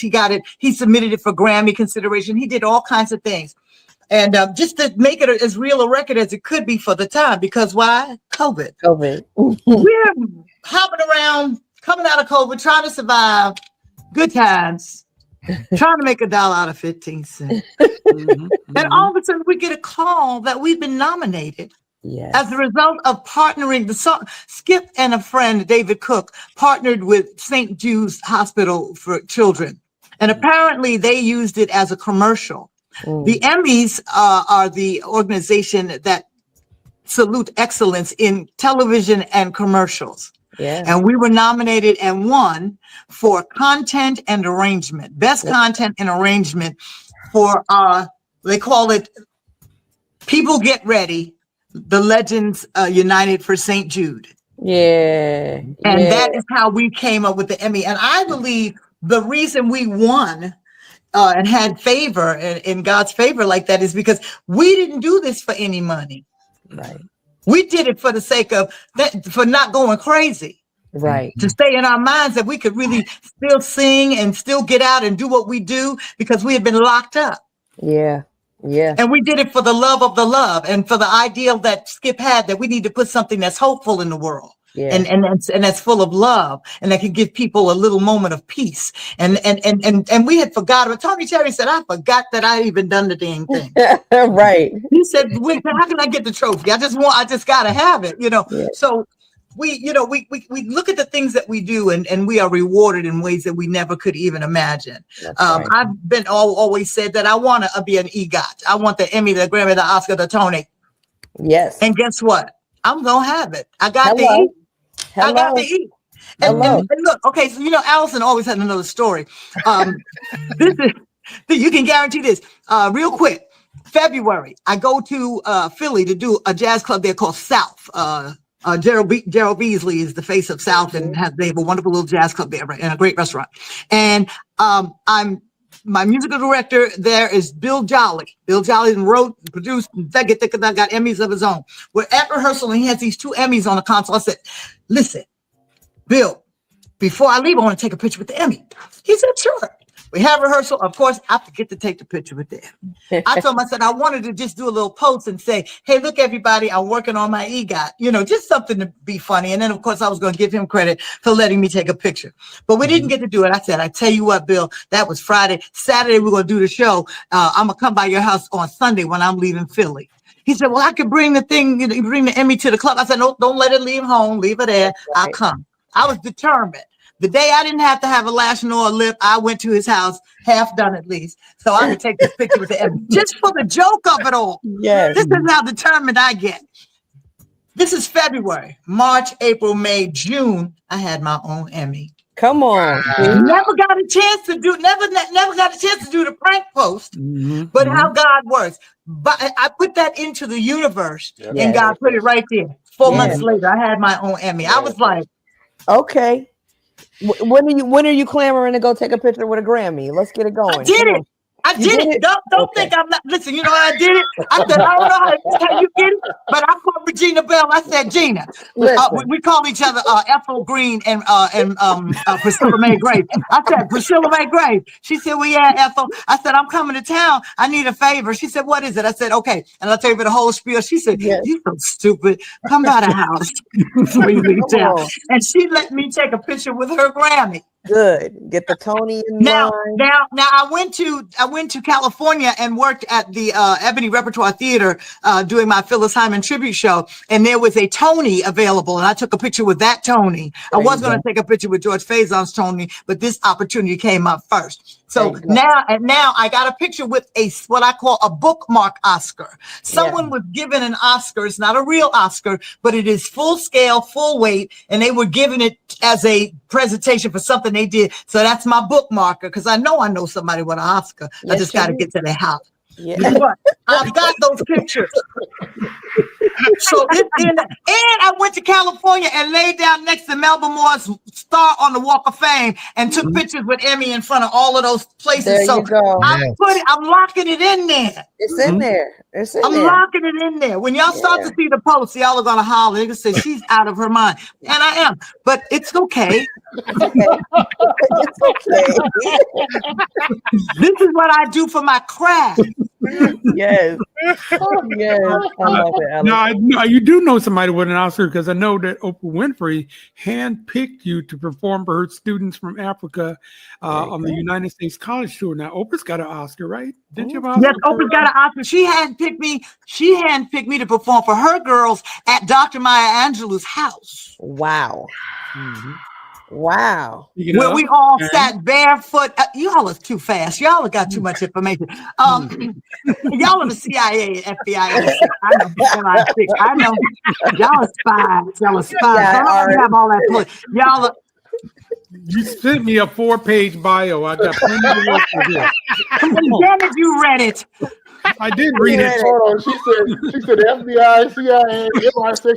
You said everything except for Dora Milaje. Everything except for Dora Milaje. So when I take off my hat, you notice I'm bald. You'll feel it. I'm just saying. Who's the people over in London? MI6. The M6. No, the other people. Oh, I don't know. Oh, there's enough. Scotland Yard. Scotland Yard. Many penny. Oh my God.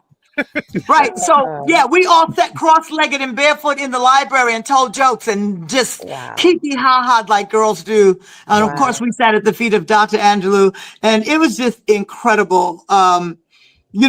She had invited some other friends. George Faison was down there that time. Nikki Giovanni was down there, and I fangirled out with Nikki Giovanni.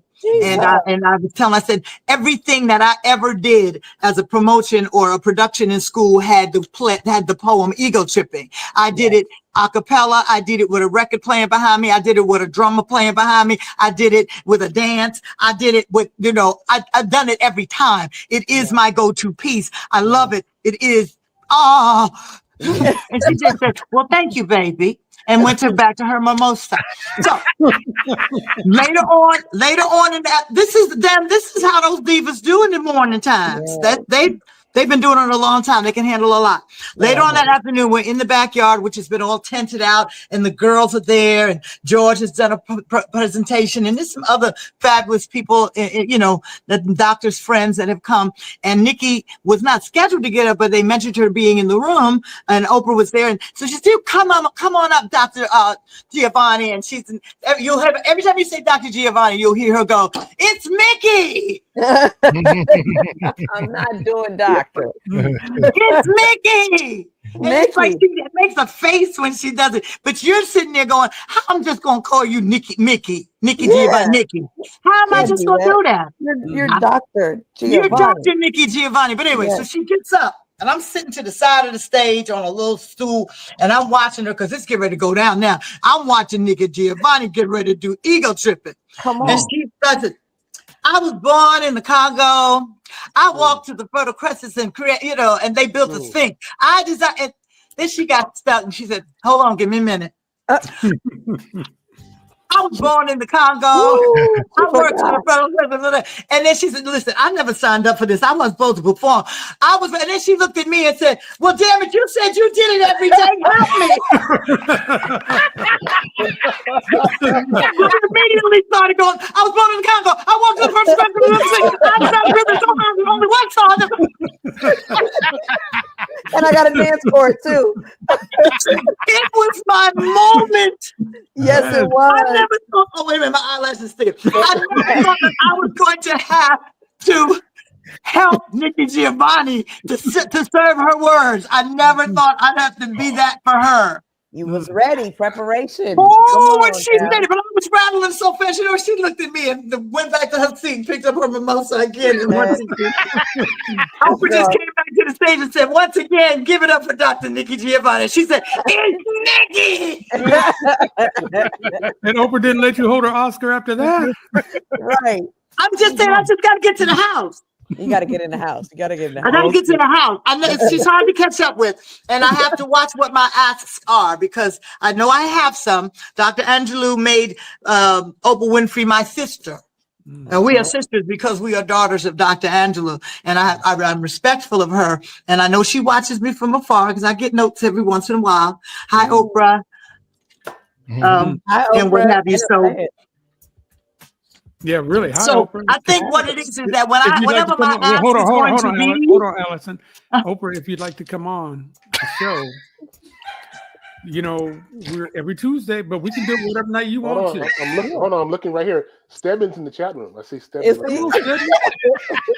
Did I ever tell you guys I ran into Stedman at a little restaurant in outside of Cleveland, Ohio? Just by himself.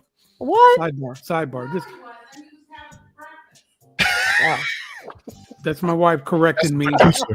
Sherry, it's such a great story. You could not do worse. You could not do worse and only do better because you look good. They make you look better. To come on this program, I remembered that song and let them talk to you about any music you choose and all of the musical things that you've done. And Oprah, I implore you to come. They are a great group of people. They do their due diligence and they are professional. They are A1. They are steeped in excellence. So please come and love on them. Let them love on you. That's from your sister. That's from your sister. There you go. You can thumbs up from me. We just got a few more minutes with you because I know it's getting close to. We got to get to where we are today. Okay, here we go. Yeah, we got that. We got that lined up. Okay, good. I do want to throw this in. You mentioned it earlier, but you got your own show that you do. On and just listen. This was just before we segue into that. If you don't mind, there is a bottle of water that's just to my right, and I want to grab it. Acquire that.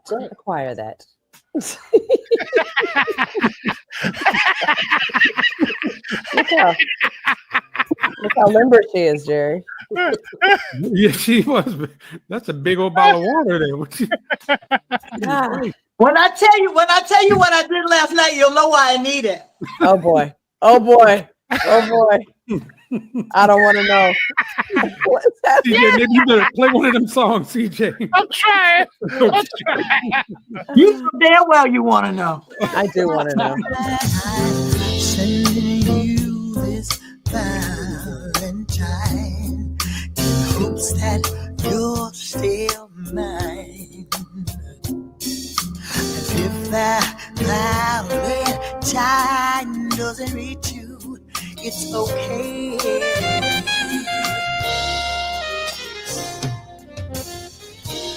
Now try to smile like you thought it would be.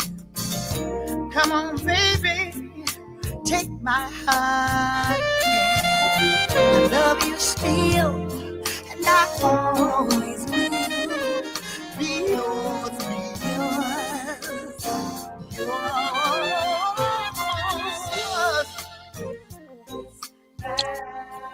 I'm so in love with you.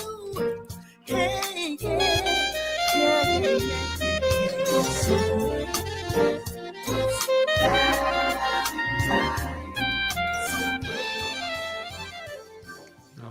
Okay. Now that's nice. That's nice. Well, you're still getting adjusted. We'll put this up again. You did this with Najee, who's also been on the show. Been on the show. That's Valentine Love from Norman Connors, but Michael Henderson sang it with Gene Carn, right? Sure did. By himself. It was a solo piece where he did it. It was two. I was so honored. They did it twice. Yeah.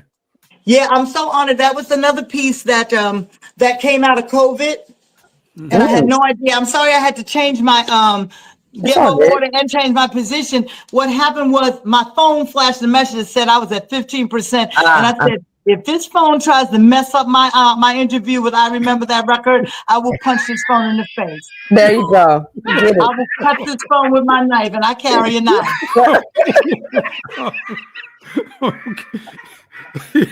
Here's Sherry in the back. How can you hear Sherry? Oh my goodness! I feel bad for you. That is a pretty knife. Pretty? Yeah. I used to collect knives, and I saw this one, and I thought it was real pretty. It's real sharp too. But anyway, I digress. I did this. Don't say you ain't been warned, America. Don't run up on her. Most of America already know I'm a knife wielding kind of girl. They know I'm that kind of girl. But I did this project with Najee once again.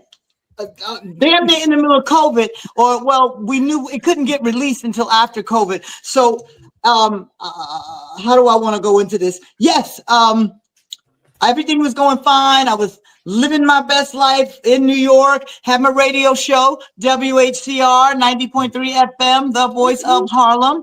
I've been there now going on 10 years because we started in 2015. Okay, boom. Najee says, come on and do this record with me. And I said, okay, great. I want to cover Valentine Love. And the best thing that we both love about it, shout out to Najee and congratulations on the nuptials of his son. One of his sons, is that we got a chance to, Michael Henderson got a chance to hear the song and got a chance to tell us both how happy he was with what we did with it before he passed. So that was very special. So what happened? Oh, I lost my screen. So we did the song, and then COVID came, and we had to sit.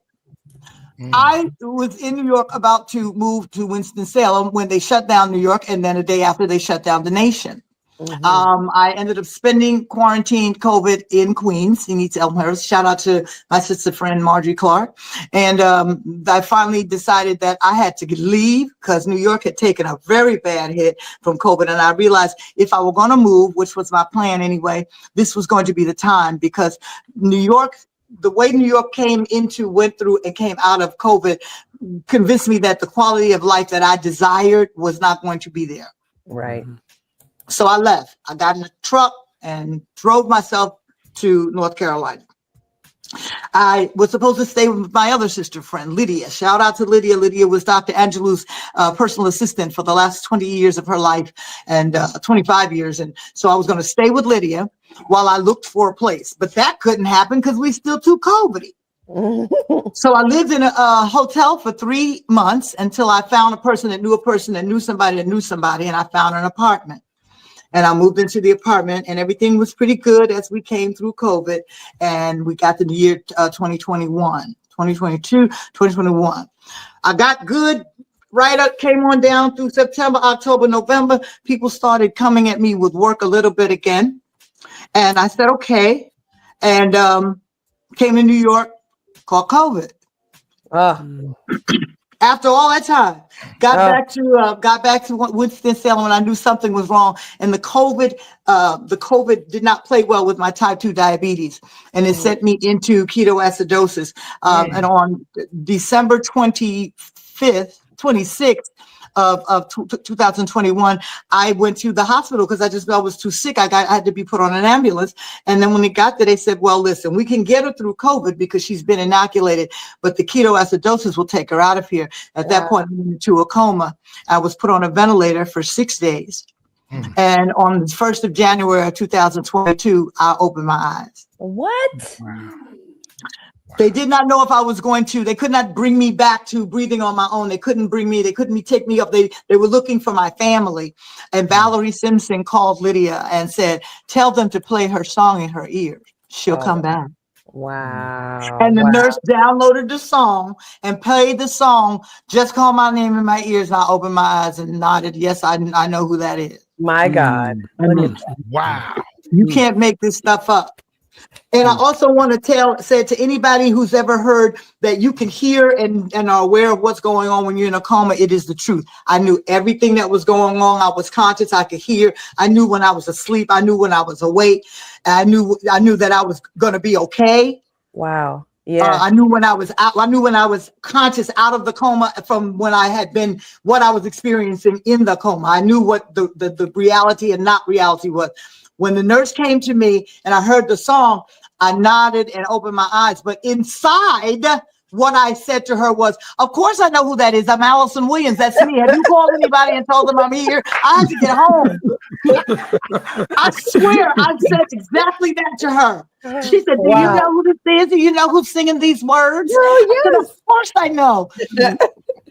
But physically and in real time, all I did was open my eyes, and I think I took my thumb and pointed to myself like a little bit, but I never lifted my arm. I just kind of went like that. And I knew that was going on too. I knew my physical did not have that. But the inside awake out, like real clear Allison knew everything that was going on the whole time. So I'm doing a one-woman show based on it.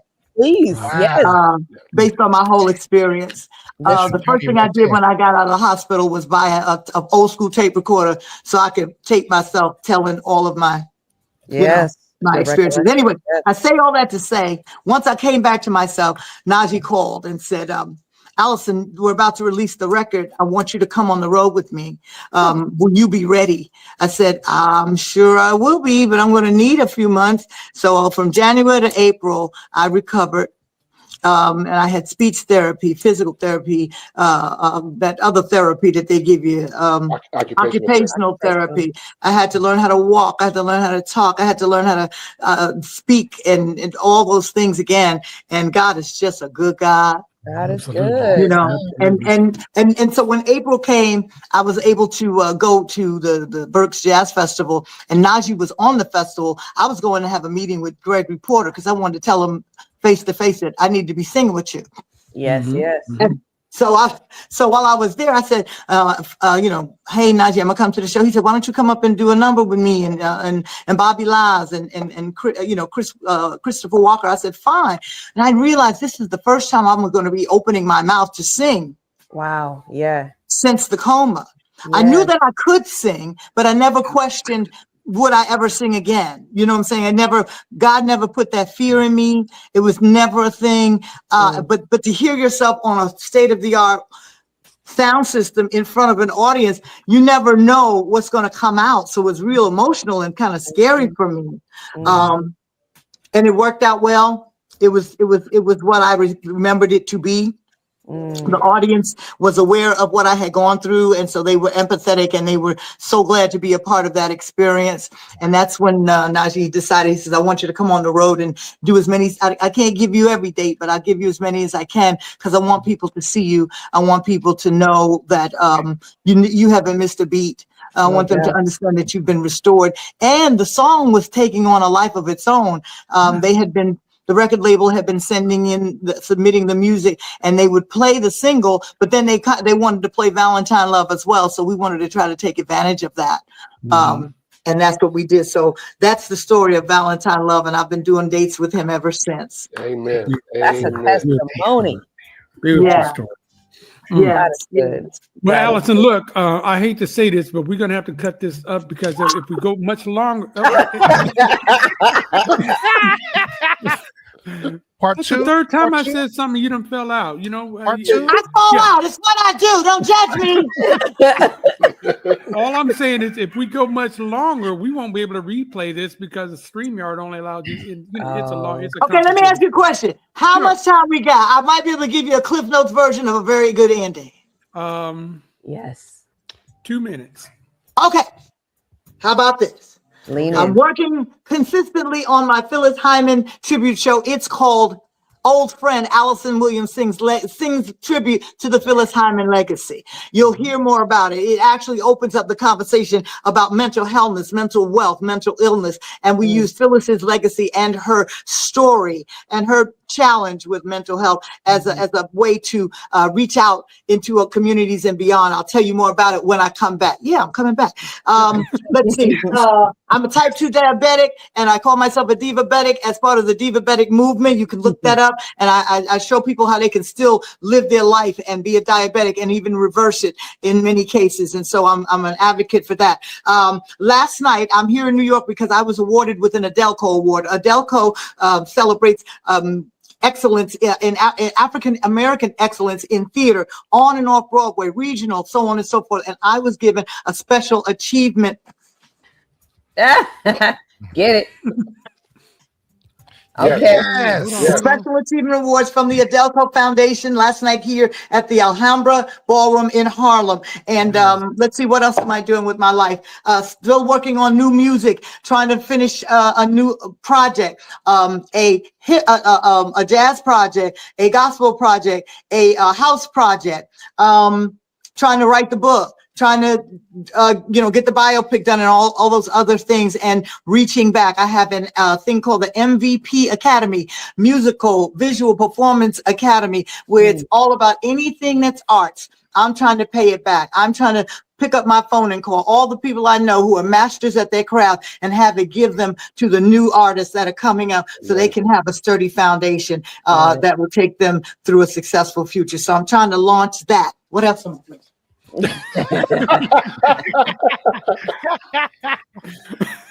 Diva Palooza. Diva Palooza is my concert series. Diva Palooza and Soul Palooza. I call it Diva Palooza when I use an all-female lineup, and Soul Palooza when I mix it with male and female or just guys, because I don't want to call the guys divas. And it is a concert series that we are launching this year, where I will have a fabulous band and a fabulous core of background singers. And I take my girls and guys who came out in the same era as me in the R&B. We just did it in Connecticut. We had Melissa Morgan, Glenn Jones, myself, and Little G from Silk. We have so many artists that are lined up for this. We have Tony Cherry. We have Angela Wimbush. We have Mickey Howard, who I've used before, CeCe Peniston, Cheryl Pepsi Riley, and a host of others. And we're going to be coming to a city near you with Diva or Soul Palooza. Love it. Love it, Allison. Now, when you're ready for any or all of that, you let me know, because you're definitely coming back on. You definitely coming You don't back even understand how I'm coming, even if I listen. I might just show up in the studio wherever y'all are at. leave the knife at home, though. Like right here. I never leave the knife at home. What's the point of having it if you don't bring it with you? Exactly. As long as you don't do any knife wielding behavior, you'll never know it's there. Wow. No sudden movements, no crazy talk. I'm cool. It's only for protection. If you don't make me feel like I need protection, you're gonna be good. Don't say limber. All right. Just don't say limber. Compliment. Don't say limber. I'll be in the kitchen about slowly as I turn. I love it. All right, really quickly. I mean, like really quickly, guys. Let's go around the horn and say good night to Miss Williams. Quick. I love you, Allison. You're amazing. I love you more than you know, and I can't wait till we get to talk about the playwright, the screenwrite. We're gonna do this. We're gonna talk about it. God bless your testimony. Can't wait to see you on the next one. I'm gonna pass it to Russ. Thank you, Allison. You are my newest, oldest friend right now. I gotta tell you, since the time we met just a couple months ago, we have been like this, and I'm so glad we made this happen.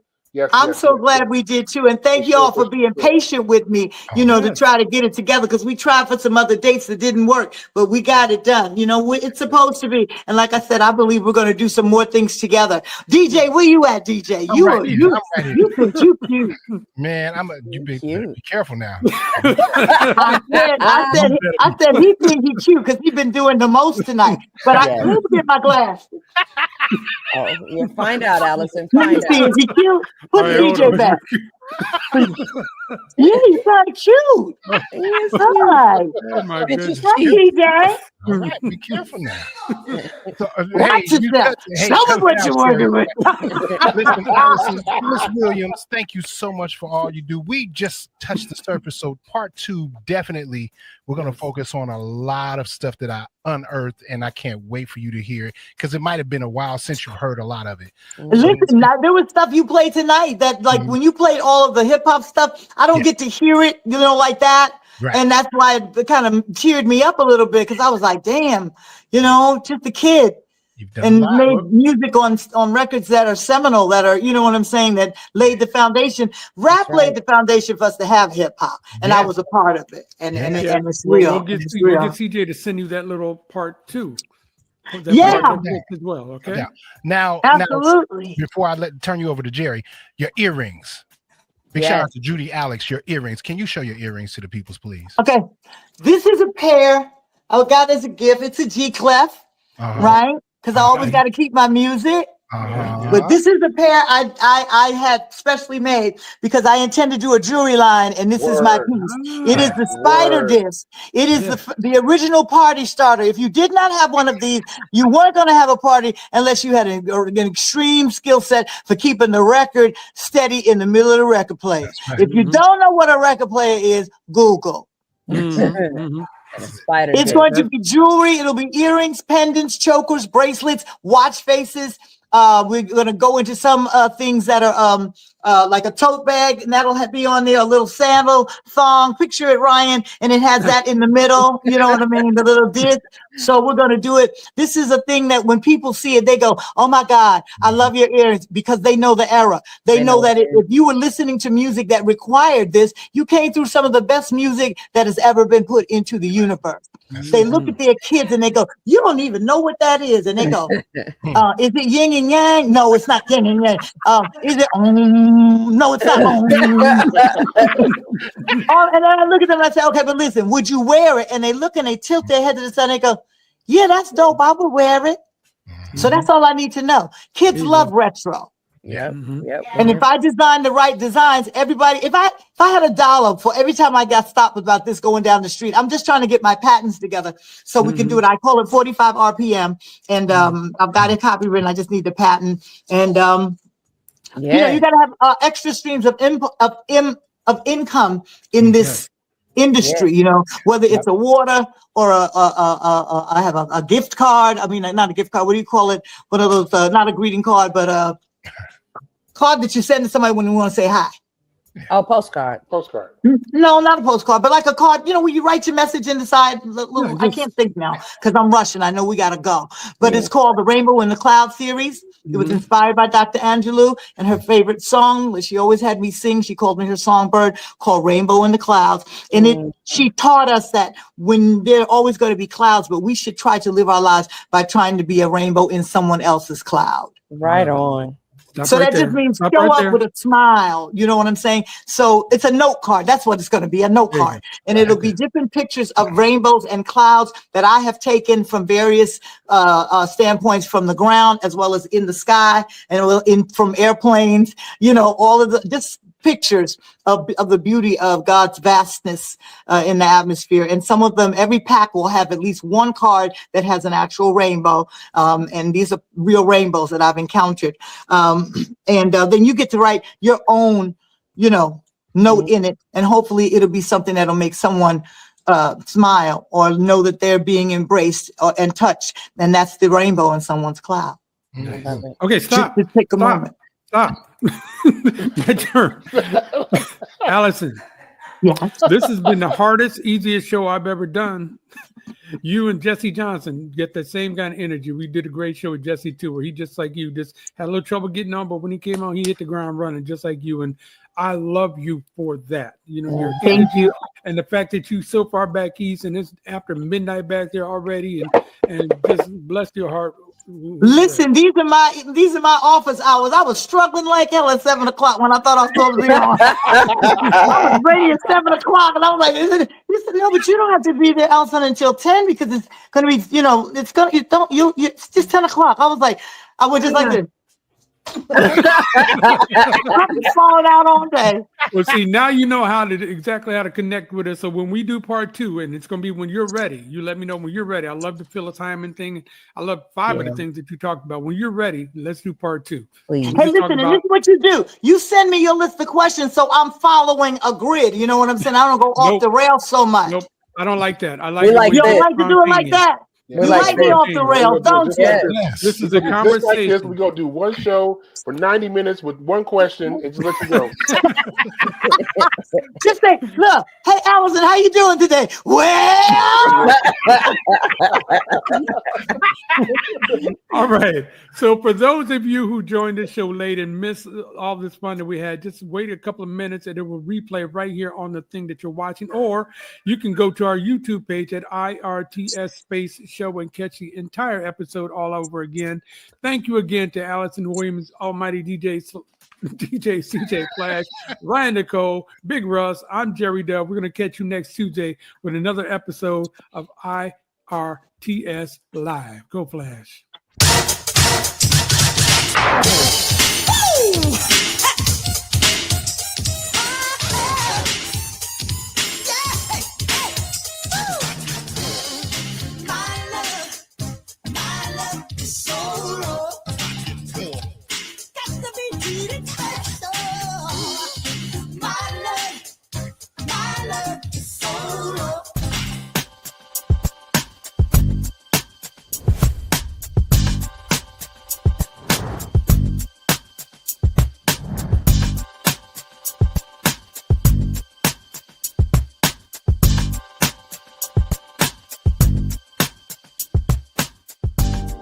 IRTS Live is brought to you by C-Dove HR Consulting Group, the human resources specialist, providing personalized service to building a better tomorrow. Enjoy the difference.